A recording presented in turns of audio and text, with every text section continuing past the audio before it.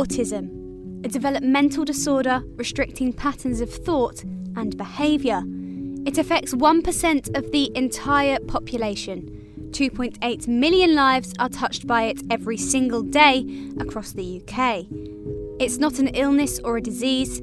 It just means that your brain may work a little differently to everyone else. Some may even call it a superpower. I had problems all my life, and I always knew there was something different. I was always out of step with the world. Those with autism can see the world completely differently. They feel emotion on a whole new level.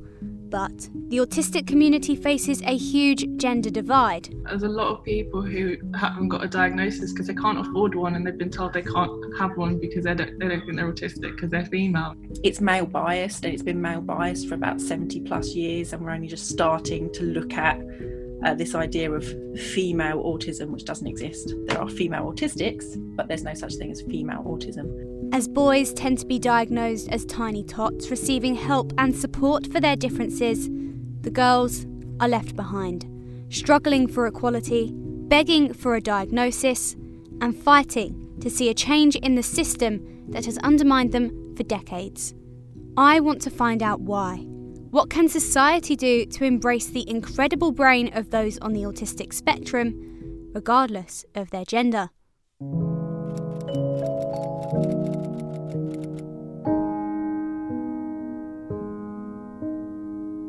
This is my little sister Brianna, at just 3 years old.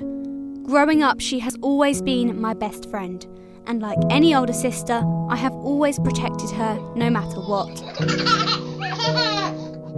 Brianna is autistic, diagnosed at 12 years old. But why did this diagnosis take so long? Why was she made to suffer for years with no explanation? The simple yet controversial answer: she's a girl.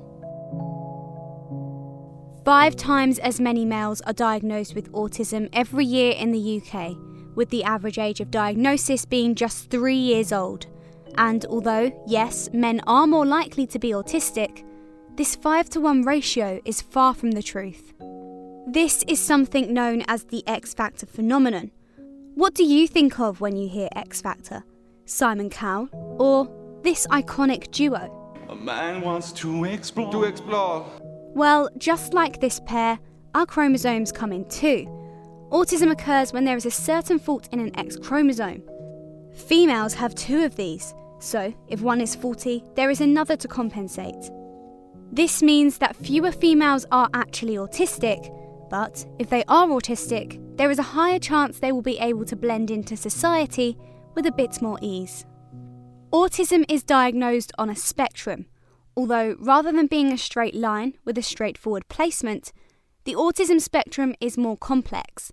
There are many factors involved, meaning every autistic person can present differently. Doctors will generally look at 3 main social areas: interaction, communication, and imagination. If a person shows a difference in any of these areas, there's a chance they could be autistic. Trina Diamond from Medway is all too familiar with this spectrum. She has 2 autistic children who present their autism very differently: 17-year-old Bonnie Bow and 22-year-old Clyde. Having both a boy and a girl, she explained the differences in how they present their autism. Well, my son is very insular. He's a semi-recluse. He was a recluse at one point. He can't communicate with people. He doesn't know how to. His social skills are none. Bonnie does take people literally, don't you? You do. Yeah. Like, well, why would they say that? But it was harder growing up because it took so long for her to be diagnosed, because it is a lot different in girls, and a lot of the tests that they used to do is around boys, because boy autistics, their language skills are a lot poorer, whereas the girl autistics, their language skills, they are more sociable and they're easier to talk to. So, and they're very good at masking. And that's what Bonnie used to do. I can socialise with people. Yeah. However, Clyde can't. That's his biggest fear.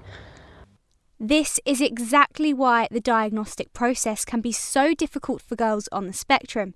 And yes, some boys can also be missed, but the majority are picked up by their GP at a younger age, as typically they present in the more traditional autistic way. First thing we'd be doing is looking to see whether the story people are saying really fits with the pattern of autism. General practice, actually, you start the process of coming to a diagnosis when people walk through the door. Actually, how they sit down, how they greet you, how they talk to you is all part of that process. And it is very much building up a picture of whether the person seems to have those symptoms associated with autism. And of course, eye contact is one of those. But a lot of what you've just said there, Julian, is very much how boys would portray autism. The girls might be able to come in and actually communicate with you very well, hold good eye contact and things like that because they can mask it. Do you think that would then lead to them being sent off for maybe another diagnosis, a different diagnosis like OCD or anxiety? Unfortunately, there's a big overlap between the symptoms you get in autism and other conditions, such as OCD. And so both boys and girls can end up being referred for the wrong condition. But the more information that the person themselves or their family can give you, the more likely you are to point them in the right direction. The ADOS test is used by the NHS to determine if a person is autistic. It was developed in 1989. But there are some deep-rooted problems with this method of testing. Ideas in society and medicine are constantly evolving, and now autistic women are starting to speak out themselves to create change. Chloe Farahar is a doctor in social psychology at the University of Kent and is herself diagnosed as autistic. Our understanding in the literature is really narrow. It's based on a very small number of case studies from 70 odd years ago, and that research has kept going. It's been, well, we looked at this small case study of, I can't remember, was it 10, 12 autistic boys. So it's an autistic, it's a male thing. So then the males who do the research keep researching males, and that's how you end up with that skewed research. And so women get missed, and female presenting people get missed as well. Because they just don't meet that skewed understanding of outsiders looking in. A common coping mechanism is known as masking. Autistic girls will often copy and mimic their peers to cover their own autistic behaviours. Unlike boys, girls tend to be more sociable and can hold good eye contact. This type of masking makes it especially hard for doctors to place them on the spectrum using this ADOS test. If you mask it, then we won't be able to help you the right way, and worse, you might end up going to the wrong service. So, although it's a very difficult step to take, it's best to come along and be open and honest about what's happening with your GP. Jade Pitchford-Waters is a 26-year-old autistic woman from London. She knows this struggle all too well. For years, doctors convinced her that perhaps she was just mentally ill. But now, with an expensive diagnosis in hand, she is educating others by coordinating a free autism hub. I think I always knew something was a bit different, but I didn't know what it was. And then I think I was in college, and it was just like we were just applying for university, and people said I should maybe try and get some DSA support because they thought I was dyslexic. But then my stepmom had a friend and he was autistic, and she thought I had similar traits to him. But then when we tried to go through CAMS, they just dismissed it and were just like, I'm not autistic.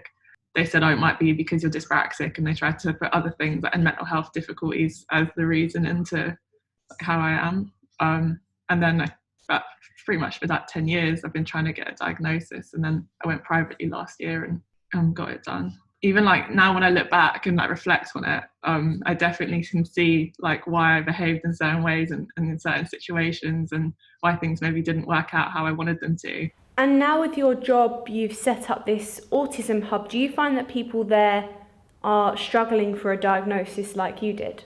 I know with my job I work with autistic people, and there's a lot of people who haven't got a diagnosis because they can't afford one, and they've been told they can't have one because they don't think they're autistic because they're female. And it's just, I know the NHS is stretched, but it seems like a really long wait. I've known people waiting 7 years for a diagnosis and still not getting one.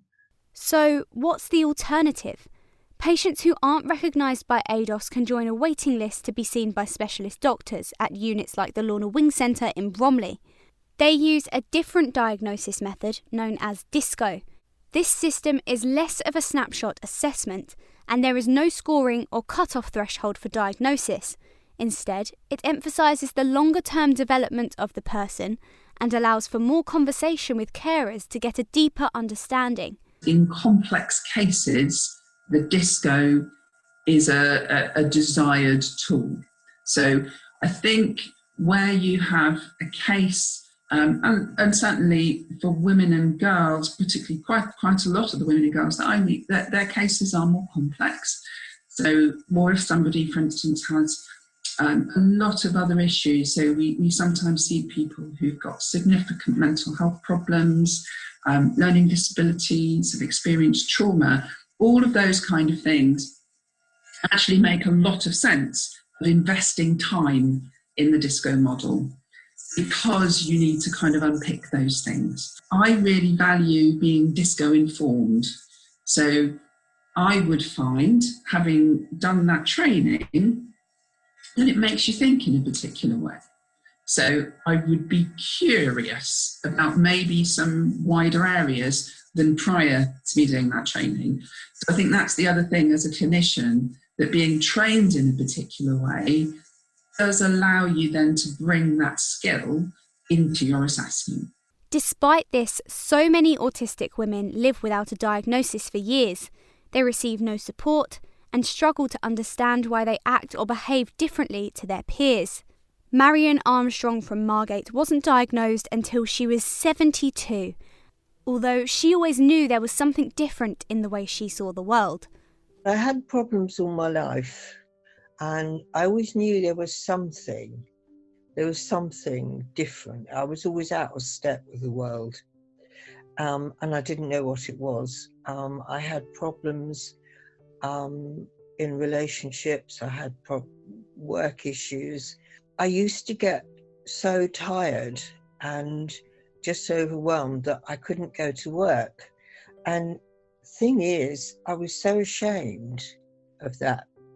And it's very isolating to have that feeling that there's something about you that you can't tell anybody because it's so shameful. And that's what it was, that sometimes I couldn't go to work and I didn't know why. And sometimes I just couldn't walk through the door. And sorry, I'm just getting a bit emotional actually.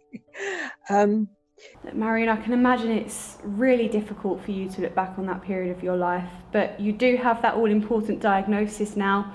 How was that process for you? I was diagnosed at 72, and the relief, I mean, actually I say relief, but it was a nightmare experience going through a diagnosis, because what happens is you go in and everything is geared up for children, and I still haven't got over my anger, and I'm really angry about this. I was 72 years old and I went in for my diagnosis, and I was given a child's book and children's toys to work with as part of my diagnosis, and I've never got over that. It was so humiliating and totally inappropriate. Since her diagnosis, Marion has been working on her art, painting scenes from her imagination to help others understand. I allowed people to persuade me that I wasn't good enough, which I think is a theme that runs through for many of us. So I always had a feeling, it was always something that I wanted to do. I mean, as a child, that's all I ever did, really. So I spent my working life, because I could draw, I went into engineering and I did technical drawing for 40 odd years. Art has been a constant in her life, even in the darkest times of the unknown. It allowed her expression, with work even being submitted right here at the Turner Contemporary in her hometown of Margate. Since my diagnosis, my work has changed totally, and I realise it's because the thing is, art and painting is a means of self-expression, But because I didn't know who I was, I mean, how can you express yourself if you don't know who you are? While in Margate, I took some time to meet virtually with another family from the area. Martha Thompson has been fighting for a diagnosis for her daughter Elsie Quinn for years. So when did you first come to realise that maybe something was a little bit different with Elsie? And I mean, being different is special, but you know, sometimes you do want to get to the bottom of that and figure out why. Throughout her being at nursery and preschool, she was always labelled as one of those children that needed some extra help sometimes and special rules in place. But we were assured that it was something that a lot of children go through and she would grow out of it. When she was in year 2, we finally got the questionnaires saying, right, you've reached the top of the first list for an autism assessment, and because of COVID, they said she was supposed to reach the top of the list end of November last year, and we're still waiting. With her meltdowns, as she has gotten older, they've become more internal. It's almost like she's internally screaming and is just sat there with her hands over her ears, trying to get through a moment.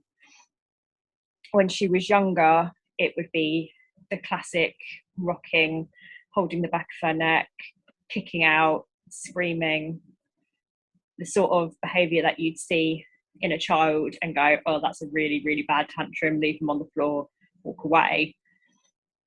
With her shutdowns, you say something, it's like an example of this morning, we asked her what she wanted for breakfast. She answered, but we didn't hear her, so we asked her to repeat herself. And that was it. She would not talk, she would not look at us, she tried to leave the room, all because we accidentally didn't hear her. It's heartbreaking to see her struggle like that. It's awful, especially when you get looks from people. That's really hard, because they think that you're just not doing a good job when really you're doing the best you can. For many children, living by a beach like this would be a dream come true. But for Elsie Quinn, a day out at the seaside could cause a meltdown and a burnout. But she's not alone. So many people on the autistic spectrum really struggle with the invasion of nature. The only way we know how to interact with our world is via sensory processing. So, taking in sensory information, the brain processing it, and then deciding on an action. And if you understand that autistic people probably process potentially all sensory information differently to a non-autistic person, then explains why communication is going to be different. We hear you, see you, smell you, another person differently. This anxious feeling of invasion is caused by something called sensory overload. This is where every sense is heightened to an unbearable level. It creates a strong sense of anxiety as the world caves in around them. This could lead to what is known as a meltdown, which is a complete loss of behavioural control. In the next 30 seconds, you will see exactly how this feels for someone taking a gentle stroll along the Kent coast. If you are sensitive to sound, you may want to turn your volume down now.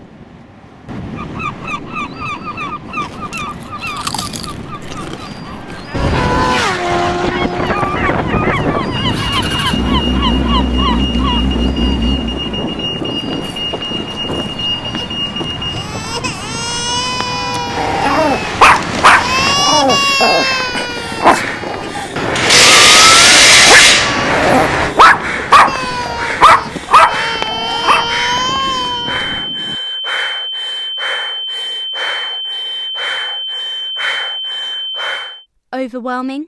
Just 30 seconds like this in a sensory overload could cause a meltdown for those on the autistic spectrum. But what is it about nature that can cause such a reaction? Nature violates you, it touches you without consent. So like weird fluff on trees that gets you bugs, wind, rain. It's really, really distressing to suddenly be touched when you weren't expecting it. The impact of external factors on Elsie is so great that if it's raining, this very route that I am walking right now to her primary school would be impossible. If it's a school day and it's raining, we try and minimise all the anxiety by driving her to school. Even though it's just down the road, we would drive her, and the school allow her to go straight in the main office, take her umbrella in, which other kids aren't allowed to do. We've had instances where the head teacher has to come out and get her, and then she spends time in his office with the therapy dog that they've got at school. Don't you? You spend time with Monty. Therapy dogs are often used within the autistic community to help alleviate some of the everyday anxieties. Even for those who are sensory avoidant, dogs have been proven as a useful tool when helping those on the spectrum. My sister also enjoys the comfort of a furry friend. Unfortunately, she can't have a real one because I'm allergic, but this is Minnie, and she's a robot therapy dog, like those used to help patients with dementia and Alzheimer's. Jade also has a rather famous therapy puppy called Archibald. She's currently training him in how to read her cues, both in the home and in public. He'll do this thing called tactile stimulation, where he will nuzzle or lick your hands, or you can teach them to do it in any place. And he can also do deep pressure therapy, which is like being like a weighted blanket pretty much. But it's just comforting, and I'm on my own quite a lot because of my partner's job, so he's like that safe, like almost like a little safety net that I have there if I need someone. And he can also like retrieve my phone if it was an emergency, or just lots of different things. And Archie has built up quite the social following of his own, with updates on his training posted every week on Instagram. Social media has been a vital tool in recent years to unite autistic women. Paige Lale is a Canadian influencer with 2.4 million followers on TikTok. Hey guys, what's up? It's your girl Paige. She is the biggest account speaking openly about autistic girls and has recently started her own YouTube channel to spread awareness. However, not all media coverage of girls on the spectrum has received a positive response.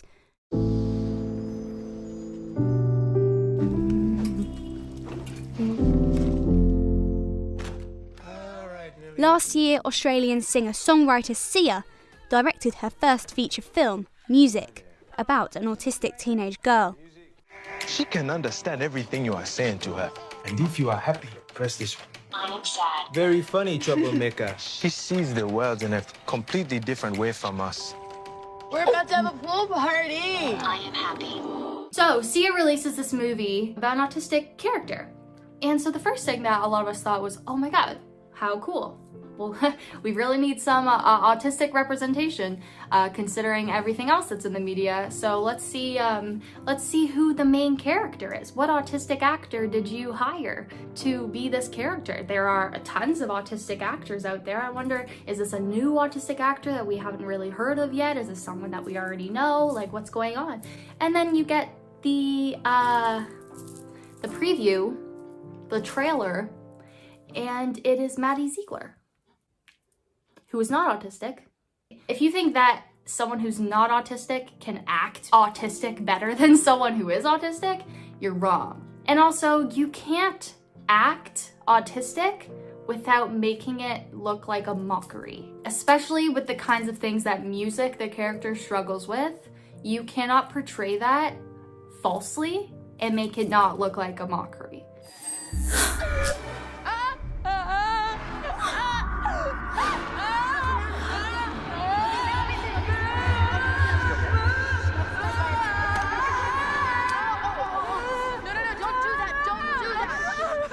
Here you can see what is supposed to be an autistic meltdown, and although some may look like this, the reaction seen here is extreme. One thing that really got me shocked was watching her interview with Variety. It's like a layer of a relationship, a wig, you know?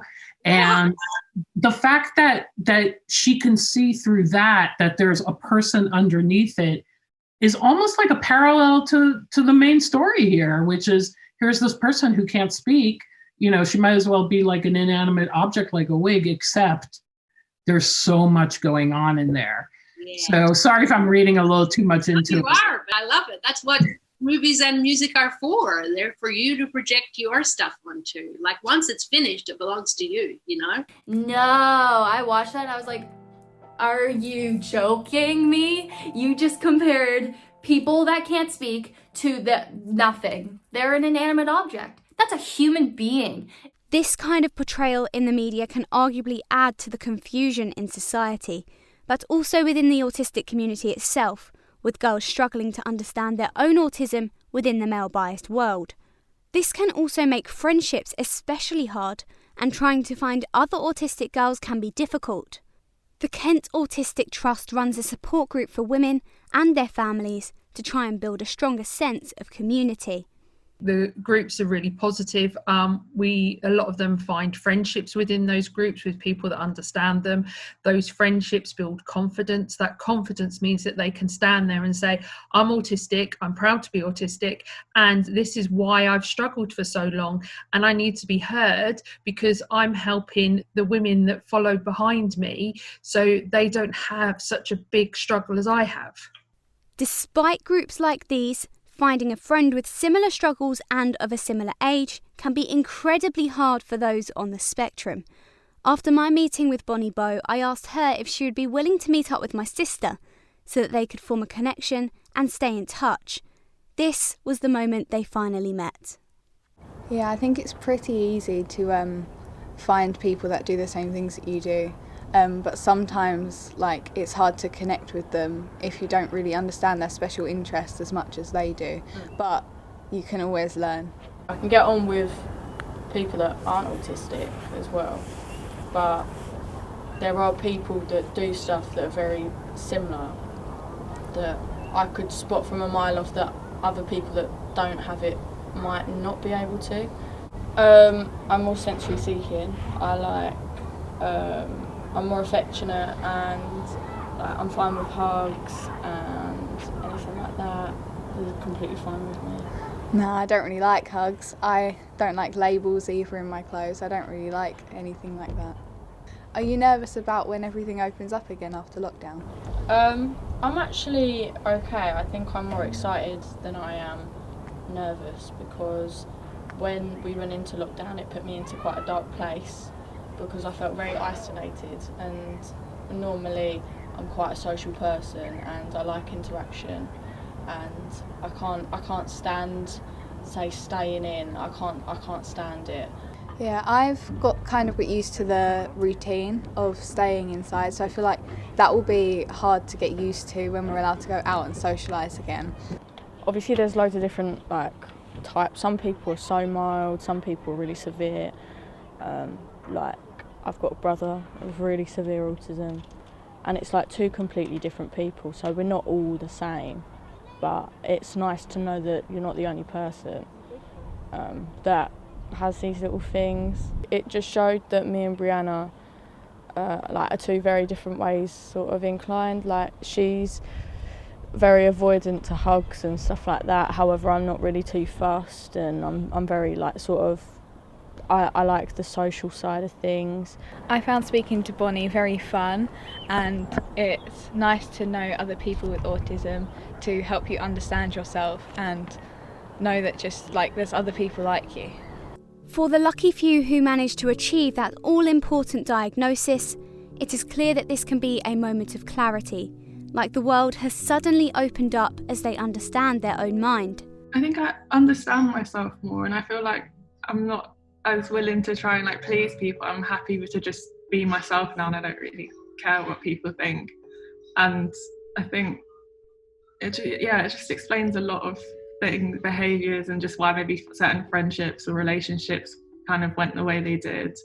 And with the opportunity for a better understanding and strong friendships with more communication, it's about time we recognise that autism is not strictly male. In fact, it's not gendered at all. Autism does exist in girls regardless of how they present. They are actually autistic. They've just been hiding in plain sight this whole time.